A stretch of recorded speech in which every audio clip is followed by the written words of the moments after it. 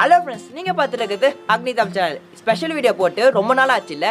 March 21 world forest டே. So அதனால இன்னைக்கு நம்ம ஒரு செடி நட போகிறோம். இந்த செடி வந்து சும்மா நடுறது இல்லை, இதில் தண்ணி ஊற்றி வச்சா 24 hours இந்த செடிக்கு வந்து தண்ணி ஆட்டோமேட்டிக்காக வந்துட்டே இருக்கும். எப்படி செய்யறதுன்னு பார்க்கறதுக்கு முன்னாடி இந்த வீடியோவை அட்லீஸ்ட் உங்களோட 2 ஃப்ரெண்ட்ஸுக்காக ஷேர் பண்ணுங்க. நீங்கள் 2 ஃப்ரெண்ட்ஸுக்கு ஷேர் பண்ணாதான் அட்லீஸ்ட் ஒருத்தவங்களாச்சும் மரம் நடுவாங்க. வாங்க ஃப்ரெண்ட்ஸ், எப்படி செய்யறதுன்னு பார்க்கலாம். ஃபஸ்ட்டு இதே போல் ஒரு டப்பா எடுத்துக்கோங்க. இது வந்து சாக்லேட் டப்பா. இதில் சாக்லேட்லாம் போட்டு வைப்பாங்க. இது வந்து மளிகை கடையிலலாம் கிடைக்கும்.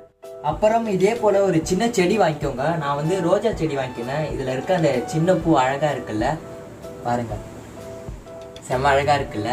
உங்களுக்கு எந்த செடி பிடிக்குமோ அந்த செடி நீங்கள் வாங்கிக்கலாம். அப்புறம் இதே போல் 1 லிட்டர் வாட்டர் பாட்டில், நீங்கள் 2 லிட்டர் வாட்டர் பாட்டில் கூட எடுத்துக்கலாம். கொஞ்சோண்டு கயிறு எடுத்துக்கோங்க.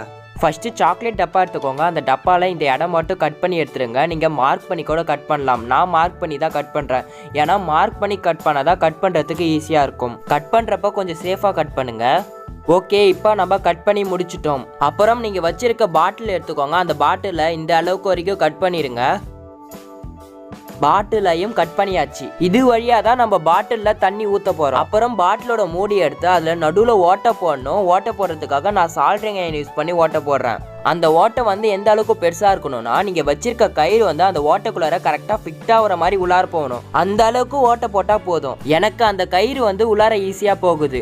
அப்புறம் அந்த கயிறு திரும்பியும் ஓட்டை வழியாக வெளியில் வராத மாதிரி 2 முடிச்சு போட்டுக்கோங்க. ஓகே, இப்போ ஸ்ட்ராங்காக இருக்குது. கயிறு திரும்பியும் வெளியில் வரல.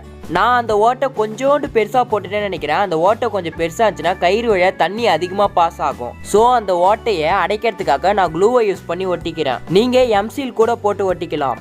இப்படி நீங்கள் ஒட்டினாதான் அந்த கயிறு வழியாக தண்ணி பாஸ் ஆகிறது ரொம்ப கம்மியாக இருக்கும். இப்போ அந்த மூடியை பாட்டிலில் போட்டு டைட் பண்ணிடலாம். ஓகே, இப்போ இந்த பாட்டிலில் தண்ணி ஊற்றினா எப்படி இந்த கயிறு வழியாக தண்ணி ஃப்ளோ ஆகுதுன்னு செக் பண்ணுவோம். சின்னதாக காமிக்கிறதுக்காக இந்த கயிறு லைட்டாக மடக்கிக்கிறேன். இந்த இடத்துல இருந்து சொட்டு வந்துச்சுன்னா நம்ம கரெக்டாக பண்ணியிருக்கோன்னு அர்த்தம். தண்ணி ஊற்றிட்டேன். ஒரு 5 மினிட்ஸ் கழித்து பார்ப்போம்.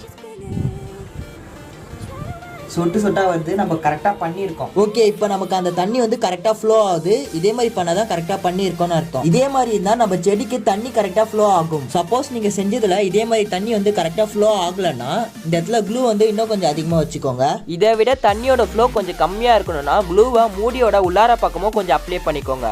ஓகே, இப்போ நம்ம அடுத்தது செடியை நடுவோம். இப்போ நம்ம இதில் மண்ணை கொட்டுவோம். இதே போல் நான் 2 பாக்கெட் மண்ணை அதில் கொட்ட போகிறேன். அப்போ தான் எனக்கு கரெக்டாக இருக்கும். நீங்கள் வச்சிருக்க டப்பாவில் உங்களுக்கு எவ்வளோ மண் வேணுமோ அவ்வளோ கொட்டிக்கோங்க.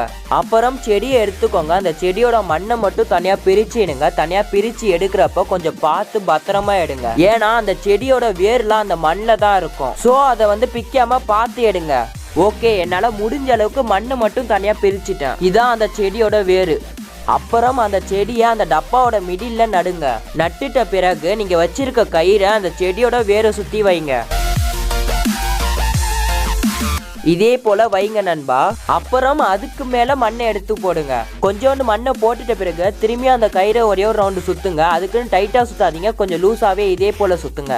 இப்படி நீங்க பண்ணாதான் அந்த கயிறு வழியா தண்ணி வந்து அடியில வரைக்கும் பாஸ் ஆகும்.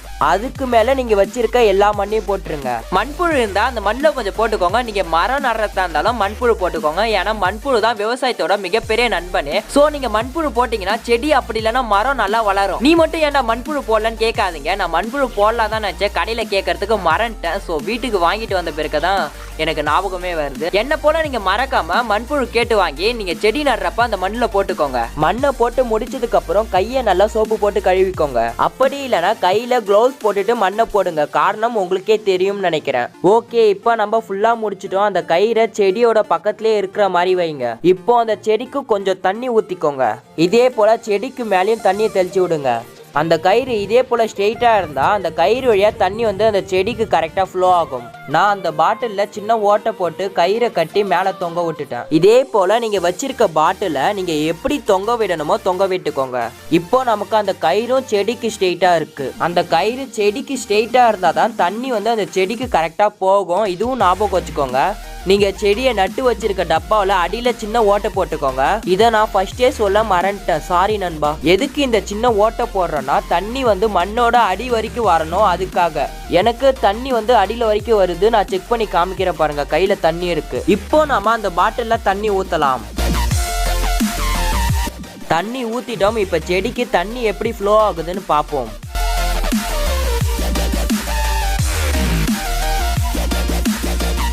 ஓகே, இப்போ நம்மளோட செடிக்கு தண்ணி சூப்பராகவே ஃப்ளோ ஆகுது.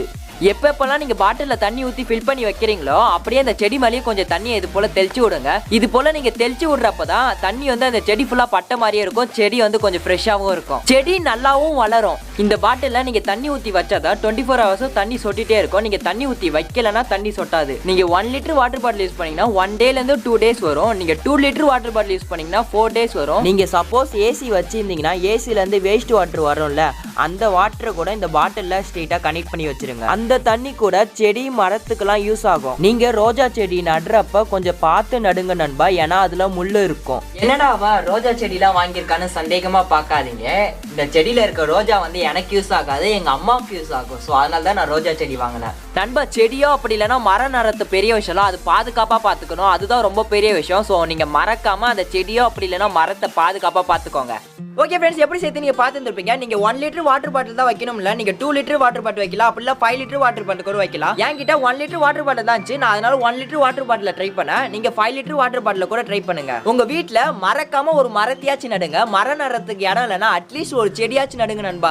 எங்க வீட்லயும் மரம் நடுறதுக்கு இடம் இல்ல, ரெண்ட் ஹவுஸ் தான். ஸோ அதனால நான் செடி நட்டுருக்கேன். நீங்க மரம் நடுறப்ப இந்த மெத்தடே ட்ரை பண்ணலாம். அதாவது இந்த பாட்டில தண்ணி ஊற்றி வச்சுட்டு இந்த கயிறு வழியா சொட்டு சொட்டா தண்ணி ஊத்துற மாதிரி பண்ணலாம். ஓகே ஃப்ரெண்ட்ஸ், இந்த வீடியோ பிடிச்சிருந்தா லைக் பண்ணுங்க. இந்த வீடியோ மறக்காம உங்க ஃப்ரெண்ட்ஸோட ஷேர் பண்ணுங்க. ஏதாச்சும் கமெண்ட் பண்ணுச்சுன்னா கீழே இருக்க கமெண்ட் பாக்ஸ்ல கமெண்ட் பண்ணுங்க. நீங்க இன்னும் அக்னி தமிழ் சப்ஸ்கிரைப் பண்ணலையா? சப்ஸ்கிரைப் பண்ணிட்டு பக்கத்துல பெல் சிம்பிள் அமைக்கிட்டு மேல இருக்க ஆல்ரெடி ஆப்ஷன் கிளிக் பண்ணினா நாங்க போற வீடியோ உங்களுக்கு நோட்டிஃபிகேஷன் வரும். மரம் நடுவோம், மழை பெறுவோம். Bye friends.